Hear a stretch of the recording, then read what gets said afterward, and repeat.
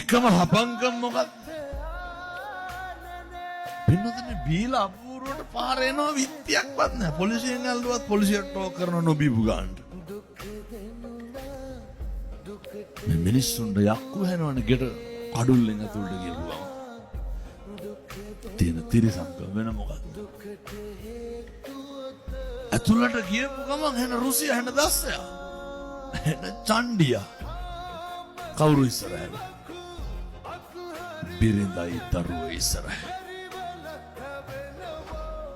ඒවා හරි බාල වැඩ. කසාද බිරිඳට තඩි ගහන්න. මොන ගෑනු ගතියක්ද ඒක? සමහර තාත්තලා ඉන්නවා මේ එහෙම නැතුවද මං කියන්නේ අර බොහෝ පැතිවල වෙන විදිය මොන පැතිවල ආපුහා පින්නතුනි දරුවන්ට කැත විදියට බයිනෝ. කොහොමද බයි? සමහර කොල්ලෝ කියනවා හාමුදුරුවනේ අරක මරන්න හිතිලලු තියෙන්නේ. කවුද අරක කියන්නේ? තාත්තා. හේතුව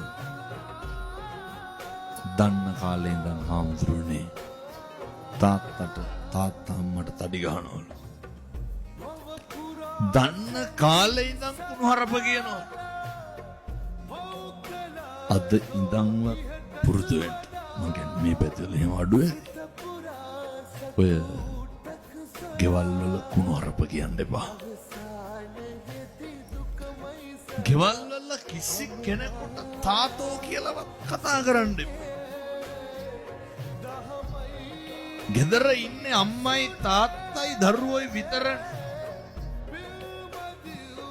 ඔය 4-5 දෙනාට ඉස්සනසීමෙන් ඉන්න බෑ. ඒ 4-5 දෙනාගේ මොකවත් බෙදා ගන්න ඔට්ටු වෙනවද? නෑ. අනෙකට ගරු කරන්න පුරුද්දක් නැතිව. තව පොඩි ප්‍රශ්නයක් තියෙනවා. එකට එක කියන එක නවත්තන්න. ගෙවල් වල හරියට එකට එක කියනවා.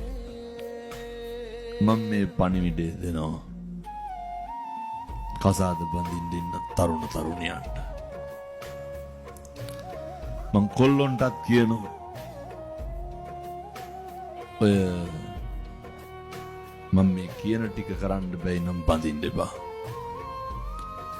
මං තරුණියන්ටත් කියනවා මම මේ කියන ටික කරන්න බැයි නම් බඳින්න එපා. ඔය යරමකන්තර යාළු වෙලා ඉන්න කාලේ පුරුදු වෙන්න අනෙකට ගරු කරන්න. වෙනදන විශ්වවිද්‍යාලන්ට යකඩ උසස් පෙළ විශ්වවිද්‍යාලෙත් පුදුම විදිහට යාළු වෙලා ඉන්න කපල් කොල්ලෝ කෙල්ලෝ කුණුහරුපෙන් බැන ගන්නවා. මේ තව බැඳලත් මරණට පින්නතුනි බැඳොත් එහෙම. පුදුම විදිහට මම මේ හැම කෙනෙක්ගෙම අහන්නේ ඔය ජීවිතේ වැඩිපුරම සැක කරේ අපිවද අනුන්වද? කවද්ද කියන්න බාන්න ඔයත්තුම සැක කරපු දවසක් තියෙනවා. අපි සැක කරන්නේ කවුද? අපි සැක කරන්නේ අනේකව. මොකටද පින්නතුනි අනුන් සැක කරලා අපි කුලප්පු වෙන්නේ? වෙන කාගේවත් චර්යාවක් ගැන සැකෙන් බලලා කාගේද ලේ ටික පිච්චෙන්නේ? මොකටද? ඒ නිසා ජීවිතේ අනේකට ගරු කරන්න බැරි නම් කසාද බඳින්න එපා.